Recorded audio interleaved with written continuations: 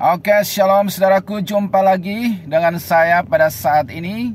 Dan kali ini saya ingin melanjutkan topik tentang skakmat saksi Jehova, ya, bagian yang keempat atau part yang keempat, ya, yaitu tentang Roh Kudus. Nah, di dalam doktrin saksi Jehova, mereka mengatakan bahwa Roh Kudus itu bukan suatu pribadi atau seorang pribadi, melainkan hanya suatu tenaga aktif dari Allah.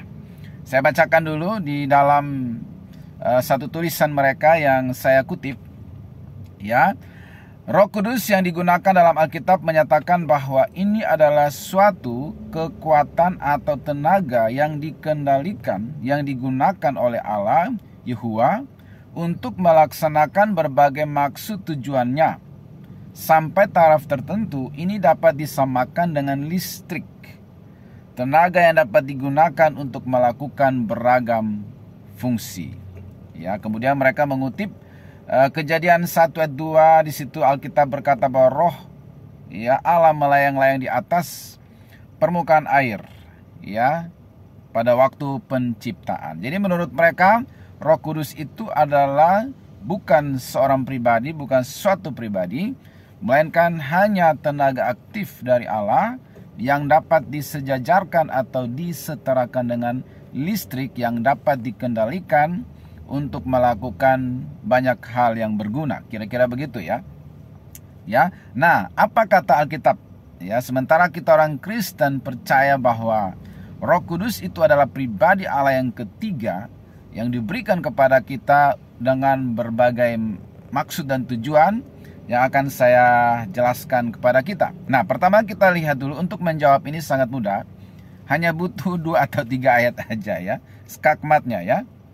Nah, ayat yang pertama kita lihat di dalam Yohanes pasal 14 ayat 16 dan 17. Di sini dikatakan, kata Yesus, "Aku akan minta kepada Bapa, dan Ia akan memberikan kepadamu seorang," ya, bukan sesuatu, seorang penolong yang lain, supaya ia menyertai kamu selama-lamanya. Ada kata seorang penolong, bukan suatu penolong, ya, tapi seorang penolong yang lain supaya menyertai kamu selama-lamanya. Lalu berikut, yaitu Roh kebenaran. Dunia tidak dapat menerima Dia, kata ganti orang ketiga, D-nya besar. Dunia tidak dapat menerima Dia, yaitu Roh Kudus, D besar, kata ganti orang ketiga. Sebab dunia tidak melihat Dia, kata ganti orang ketiga, D-nya besar, dan tidak mengenal Dia, kata ganti orang ketiga, D-nya besar.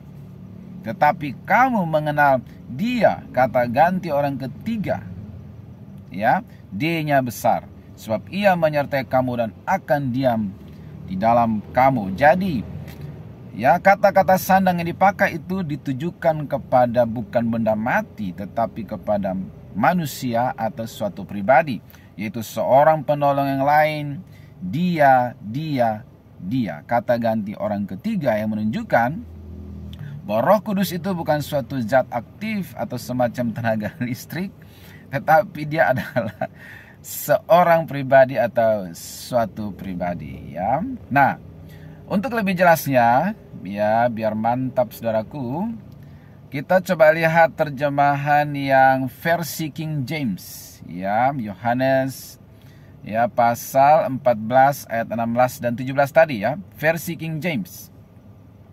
Di situ dikatakan begini, "And I will pray the Father, and He shall give you another comforter, that He may abide with you forever."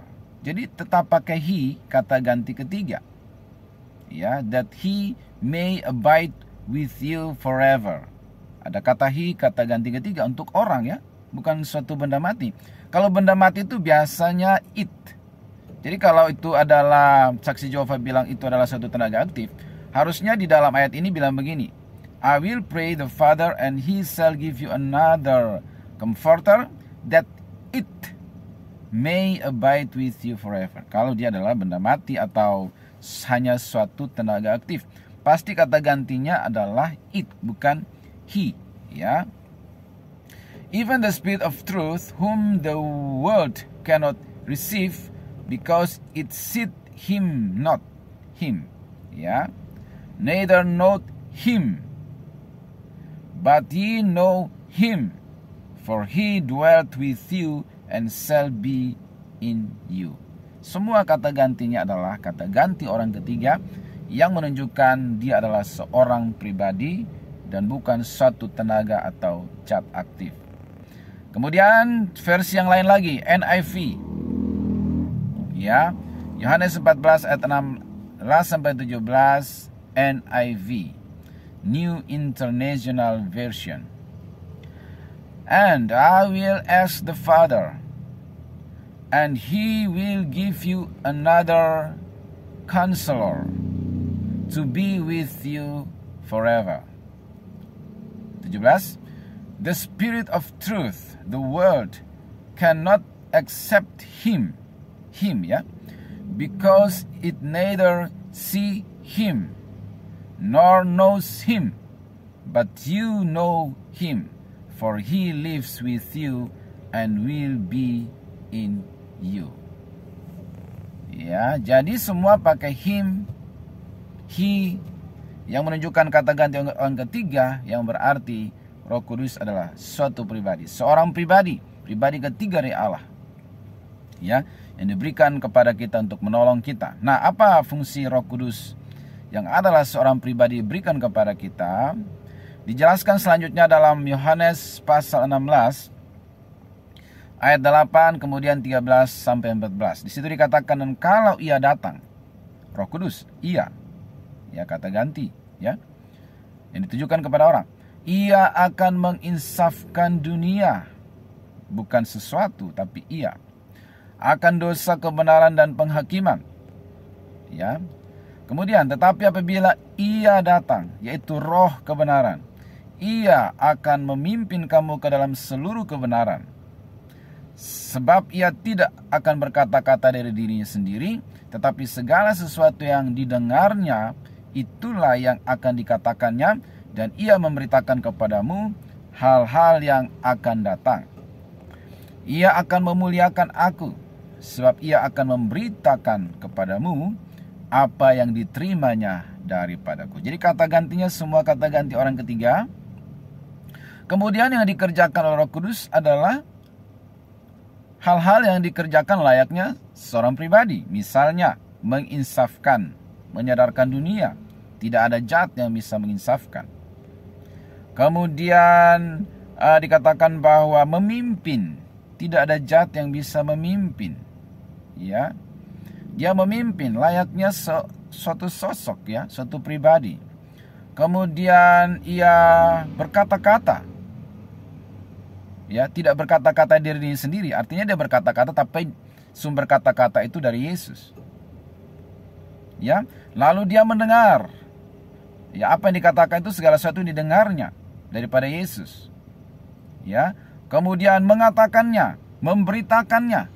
Semua hal yang dilakukan atau hanya bisa dilakukan oleh seorang pribadi atau suatu pribadi, ya, saudaraku. Jadi memang Saksi Jehova ini adalah di mata kekristenan adalah suatu sekte yang sesat, ya, yang bidat, yang telah menyesatkan banyak orang. Itu sebabnya perlu dijelaskan supaya orang Kristen jangan sampai disesatkan oleh permainan logika, ya. Kemudian juga supaya para saksi Jehova yang menonton ini boleh insaf, sadar, dan bertobat dan kembali kepada kebenaran yang sejati dalam Yesus.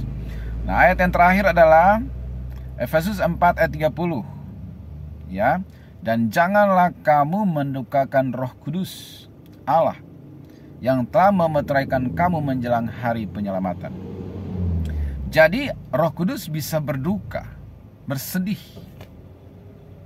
ya, apabila kita misalnya berbuat dosa, ya, atau tidak melakukan apa yang Tuhan inginkan, atau Dia mendorong kita untuk melakukan suatu hal lalu kita menolak atau mengabaikannya. maka dia bisa berduka. Apakah listrik bisa sedih? Listrik bisa berduka, benda mati bisa sedih. Ya. Hanya seorang yang memiliki pikiran, perasaan, kehendak, kemauan yang bisa berduka. Hanya seorang yang punya intelektual yang bisa mengajar, mendengar, berkata-kata. Maka clear dan jelas bahwa Roh Kudus itu adalah pribadi ketiga Allah. Dia bukan satu zat aktif, tapi pribadi Allah yang ketiga. Karena dia mendengar, dia berkata-kata, dia menginsafkan, dia mengajar, dia memimpin. Itu haruslah suatu sosok yang memiliki pribadi, punya intelektual, bisa mendengar, bisa berkata-kata. Dia bukan suatu benda mati yang dikendalikan. Seperti remote gitu ya, atau benda yang dikendalikan oleh manusia dan dia tidak punya kehendak pribadi. Dia bisa berduka. Ya saudaraku, jadi sekali lagi clear, jelas Roh Kudus adalah pribadi, bukan tenaga aktif atau zat aktif. Ya, tolak semua argumen daripada saksi Yehova dengan dasar-dasar ayat ini sangat jelas, dan jangan terprovokasi, jangan terseret, jangan tertipu oleh hasutan dan permainan logika yang mereka sampaikan, karena semua argumen mereka bisa dipatahkan dengan firman Tuhan, karena pada dasarnya hanya karena mereka tidak memahami Tritunggal, maka mereka mencoba mencari dukungan atau pembenaran terhadap doktrin yang sudah terlanjur mereka percayai, yang didoktrin atau diindoktrinasi oleh pendiri mereka yang bernama Charles Taze Russell. Semoga video ini bermanfaat. God bless you.